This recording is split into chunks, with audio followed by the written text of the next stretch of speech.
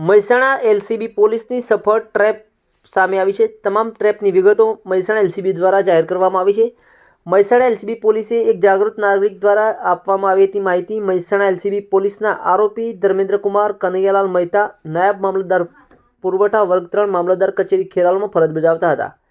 24/2/2025ના રોજ આરોપી ડીકે મહેતાએ ₹10,000ની લાંચની માગણી કરી હતી અને રકમ સ્વીકારતા રંગે હાથ ઝડપી લેવામાં આવ્યા હતા।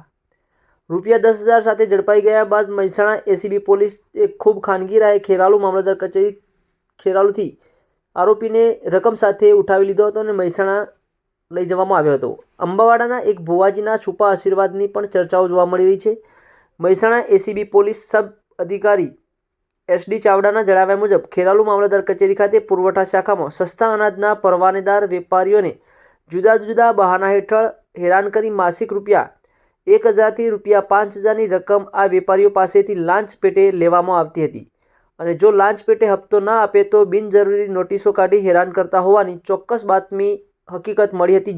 જે આધારે ડિકોયરનો સાથ સહકાર મેળવી ડિકોયરને સાથે રાખી બાતમી હકીકત સત્યતા ચકાસતા ખેરાલુ મામલતદાર કચેરીમાં આરોપીઓએ ડિકોયરને હેરાન ન કરતા લાંચ અંગેની હેતુલક્ષી વાતચીત કરી 2 માસના હપ્તા પેટે ₹10,000ની લાંચની માગણી કરી હતી। ₹10,000 સ્વીકારી લાંચના ડિકોય છટકા દરમિયાન પકડાઈ જઈ ગુનો કર્યા બાબત ફરિયાદ નોંધાઈ છે। ગાંધીનગરના સુપરવિઝન અધિકારી શ્રી KA પરમાર મદદનીશ નિયામક ગાંધીનગર એસીબી એકમના માર્ગદર્શન હેઠળ કામગીરી કરવામાં આવી હતી।